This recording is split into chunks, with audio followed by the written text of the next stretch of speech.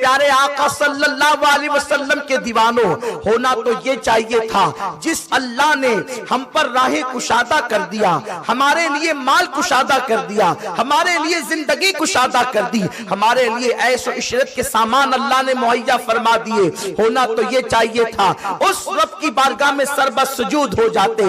कल और आज की बात में अगर मैं बताऊं आपको, एक मर्तबा हजरते सैयदना नूह अलैहिस्सलाम अपनी कौम से एक जगह से गुजर रहे थे, देखा कि एक बुढ़िया है रोती हुई बैठी है। हजरत नूह ने पूछा बड़ी भी रोने की वजह क्या है? उसने कहा हुजूर मेरे 2 बेटों का इंतकाल हो गया। आपने फरमाया तेरे 2 बेटों का इंतकाल हुआ, माई तू रो रही है, वह रोने की वजह समझ में आ गई, लेकिन बता तेरे बेटों की उम्र क्या थी? उस बुढ़िया ने कहा एक की उम्र 500 साल थी, दूसरे की उम्र 550 साल थी। हजरत नूह अलैहिस्सलाम मुस्कुराने लगे। बुढ़िया ने कहा ए अल्लाह के पैगंबर, मेरे बच्चों की मौत पर आप मुस्कुराते हैं, मैं रोती हूँ आप मुस्कुराते हैं। हजरत नूह अलैहिस्सलाम फरमाते हैं बुढ़िया मैं तेरे बच्चों की मौत पर नहीं मुस्कुराता, मैं तो उम्मते मुहम्मदिया को याद करके मुस्कुराता हूँ। तेरा बेटा एक 500 साल का हुआ, दूसरा 550 साल का हुआ, उसका इंतकाल हुआ तो तू उस पर रो रही है। उम्मते मुहम्मदिया में तो कोई 60 साल में इंतकाल करेगा, कोई 70 साल में इंतकाल करेगा और 80 तक तो बहुत कम लोग जाएंगे। अल्लाह अकबर। उस बुढ़िया ने इतना सुना, सुनने के बाद उसने कहा ए अल्लाह के पैगंबर, आपने अजीब सी बात कही, अगर वो 60-70 साल जिएंगे, कुल उनकी उम्र फितरी और तबई तौर पर 60-70 साल की होगी, इसका मतलब वो घर तो नहीं बनाएंगे, क्योंकि घर बनाने की जरूरत ही पेश नहीं आएगी। 60-70 साल की भी कोई उम्र होती है, वो तो यूं ही चलते फिरते गुजर जाएगी, वो तो जंगलों बियाबान में गारों गुफा में गुजर जाएगी। उस वक्त अल्लाह के पैगंबर ने फरमाया था माई तेरे घर से कीमती उनका घर होगा, तेरे घर से खूबसूरत उनका घर होगा। उसने कहा हैरत है, तो फिर क्या 60-70 साल वो सिर्फ घर बनाने में गुजार देंगे? वो जिएंगे किस तरीके से, उसमें रहेंगे कब? हजरत नूह ने फरमाया था जिसका तो तसव्वुर नहीं कर सकती, उस कलील मुद्दत के अंदर उनके मकानात बनेंगे। आज आप देख ले, साल 2 साल के अंदर फलक बोस इमारतें खड़ी हो जाती है। ये कुदरत की तरफ से इनाम है, ये अल्लाह की तरफ से अतिया है। कुदरत ने हमारे लिए बहुत आसानियां पैदा कर दी है, लेकिन नेमतों के मिलने पर होना तो ये चाहिए था ये कौम रब की बारगाह में सरबस सुजूद हो जाती, रब की बारगाह में इबादत के लिए झुक जाती, खुदा की फरमाबरदार बन जाती, इबादतों के करीब आ जाती, खुदा खानों को आबाद कर देती, रब के फरामीन पर अमल करती, अल्लाह के कानून पर अमल करती। लेकिन अल्लाह अकबर, शौमिए किस्मत, खुदा जितनी इनायतें कर रहा है, खुदा जितना करम कर रहा है, अल्लाह जितने एहसानात कर रहा है, उतने ही हम अल्लाह के बागी होते जा रहे हैं, रब से दूर होते जा रहे हैं, उसके कानून के साथ बेवफाई करते नजर आ रहे हैं। लेकिन सुन लो, जब भी किसी कौम को अल्लाह नेमत देता है और वो कौम खुदा की बागी होती है, अल्लाह उस कौम से नेमतें छीन लेता है। मेरा अल्लाह इरशाद फरमाता है इन्नल्लाह ला युगय्यिरु मा बिकौमिन हत्ता युगय्यिरु मा बिअनफुसिहिम। उस वक्त तक अल्लाह किसी कौम से नेमत नहीं छीनता, उस वक्त तक मेरा करीम किसी कौम से दी हुई नेमत को वापस नहीं लेता, जब तक कि वो कौम खुद ऐसे हालात पैदा न करे। मेरे अल्लाह ने कुरान मुकद्दस के अंदर मुख्तलिफ कौमों का जिक्र फरमाया, मुख्तलिफ कौमों का तस्करा फरमाया। मेरे प्यारे आका सल्लल्लाहु अलैहि वसल्लम के प्यारे दीवानों, कौम शुएब की जिंदगी उठाकर देख लें। कौम शुएब एक मालदार कौम है, ये लोग बड़े खूबसूरत मकान बनाया करते थे, खूबसूरत मकानों में रहा करते थे, बहुत बड़े ताजिर थे ये लोग, माल तिजारत इनके पास बहुत था और ये उस मुकाम पर रहते थे जिस तरीके से आजकल हमारे यहाँ शहरों में मुंबई की अहमियत है। इसी तरीके से जनाब शुएब की कौम जो है मकाम इक्का पर रहा करती थी, कई शहराएं वहां आकर के मिलती थी, वो तिजारत का मरकज माना जाता था, इसलिए उनके पास बेशुमार दौलत थी, उनके पास माल था। अल्लाह के पैगंबर जनाब शुएब अलैहिस्सलाम ने फरमाया नाप तौल में कमी न करो, अल्लाह की नाफरमानी न करो, रब तबारक व तआला की नाफरमानी न करो, किसी का माल जुल्मन न छीनो, किसी पे जुल्म न करो। अल्लाह के पैगंबर जनाब शुएब अलैहिस्सलाम नबियों के अंदर खतीबुल अंबिया कहे जाते हैं, इसलिए कि जनाब शुएब की खिताबत बड़ी मशहूर है नबियों के अंदर,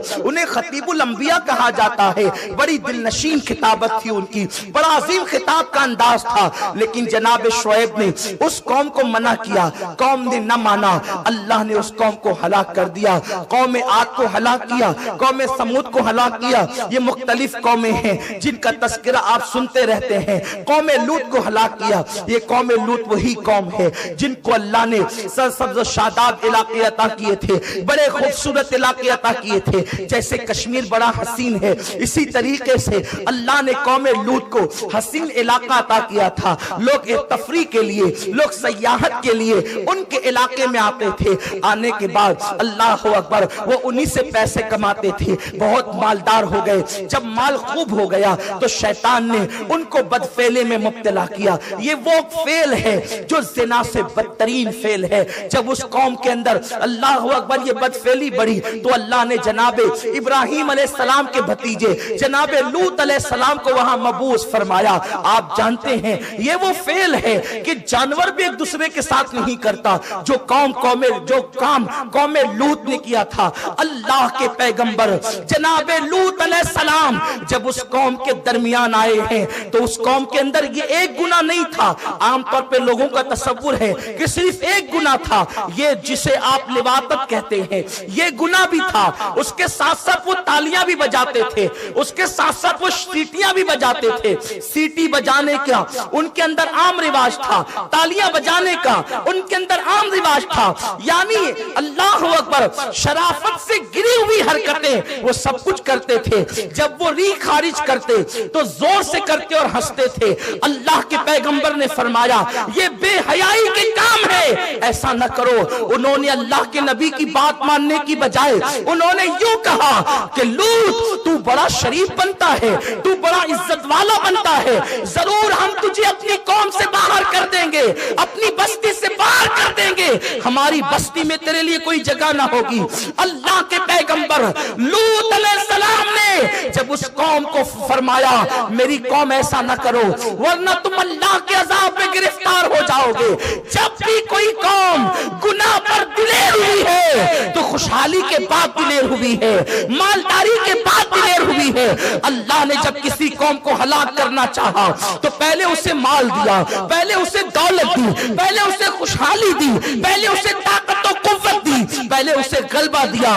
उसके बाद वो कौम जब सरकश हो गई तो अल्लाह ने नबियों को मबूस फरमाया, अंबिया तशरीफ लाए, उन्हें समझाया, लेकिन वो न माने। जनाबे लूत की कौम ने जब उन्हें टका सा जवाब दिया, उनकी बेअदबी की, उनकी हुर्मत को पामाल किया, तो मेरे अल्लाह ने फैसला किया कौम लूत को हलाक कर दिया जाएगा। जब ये खबर जनाबे इब्राहिम अलैहिस्सलाम के पास पहुंची कि कुदरत की तरफ से ऐलान हो चुका है कि कौम लूत को हलाक कर दिया जाएगा, इब्राहिम अलैहिस्सलाम बड़े नर्म दिल इंसान थे, उनके दिल में इंसानों के लिए बड़ी हमदर्दी थी, बड़ा रहमो करम था। अल्लाह के नबी जनाबे खलील ने हाथ उठा दिए, अल्लाह कौम लूत को तेरे अजाब से बचा ले। जवाब आया इब्राहिम अब तुम उनके लिए दुआ न करो, हमने जिस कौम के लिए अजाब का फैसला कर लिया है अब तुम उनके लिए दुआ न करो। जनाब इब्राहिम अलैहिस्सलाम को रोक दिया गया और उसके बाद पत्थर की बारिश की गई। किस तरीके से की गई उसका एक इशारा करके अपने असल उन्वान की तरफ आता हूं।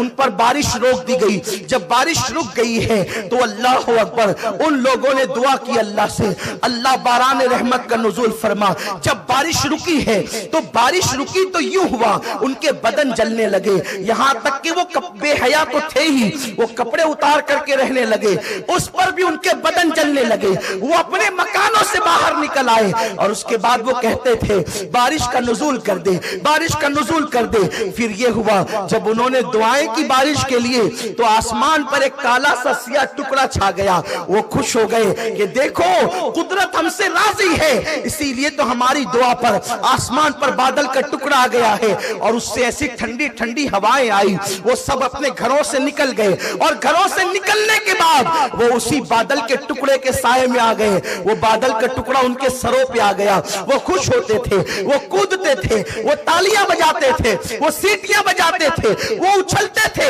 اور کہتے تھے خامخواہ لوط ہمیں اللہ کے عذاب سے ڈراتا ہے، اگر وہ ہماری ان کاموں پہ ناراض ہوتا تو ہم پر آسمان کا سے بادل کا یہ ٹکڑا کیوں آتا؟ لیکن اللہ اکبر، قرآن کے اوراق گواہ ہے، احادیث کا ذخیرہ گواہ ہے کہ جس وقت وہ سیاہ ٹکڑا ان کے سروں کے قریب آیا وہ اس انتظار میں تھے اب ٹھنڈی ہواؤں کے بعد باران رحمت کا نزول ہوگا۔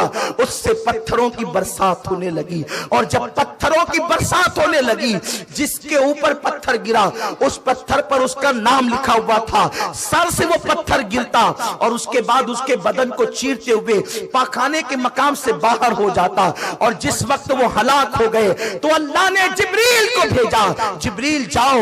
حضرت جبریل نے زمین کے اس ٹکڑے کو اپنے پر پہ اٹھایا اور اتنا اوپر اٹھایا کہ آسمان کے فرشتے ان کے کتوں کے بھونکنے کی آواز کو سننے لگے۔ اور پھر جناب جبریل علیہ السلام نے اس پورا خطہ زمین کو پلٹ دیا۔ بلکہ آج بھی مفسرین فرماتے ہیں اس زمین کو کھودا جاتا ہے تو اشیاء وہاں سے الٹی نکلتی ہے، اس طریقے سے ان کو پلٹ دیا گیا۔ میرے پیارے آقا صلی اللہ علیہ وسلم کے پیارے دیوانوں، یہ قوموں کی داستان بتانے کے بعد میرے اللہ نے امت محمدیہ کے ضمیروں کو جھنجھوڑا ہے۔ تم سے پہلے روئے زمین پر خوشحال قومیں آباد ہوئی، مالدار قومیں آباد ہوئی، طاقتور قومیں آباد ہوئی، لیکن انہوں نے مال پا کر خدا کی عبادت کی بجائے، انہوں نے طاقت پانے کے بعد رب کی بارگاہ میں جھکنے کی بجائے جب عیاشیوں کے اڈوں کو آباد کیا تو قدرت نے ان کی بستیوں کو پلٹ دیا۔ افلا تعقلون، کیا تم عقل سے کام نہیں لیتے؟ اللہ اکبر، قرآن مقدس تمہیں پکار پکار کر کہہ رہا ہے خدا جب کسی قوم کو آزماتا ہے تو پہلے ان پر عنایتیں کرتا ہے، پہلے ان پر خوشحالی بھیجتا ہے، پہلے ان کو مال و دولت عطا کرتا ہے، اور جب وہ قومیں خدا کی بارگاہ میں جھک جاتی ہیں تو ارشاد ہوتا ہے لئن شکرتم لازیدنکم، جب تم اللہ کی نعمتوں پہ شکر کرتے ہو اللہ اس میں اضافہ کرتا ہے، اللہ اس میں بڑھوتری کرتا ہے، اور جب تم ناشکرے ہوتے ہو، ناشکرے پن کا مطلب جب تم گناہ کرتے ہو، جب تم عیاشی کرتے ہو تو قدرت وہ نعمت چھین لیتی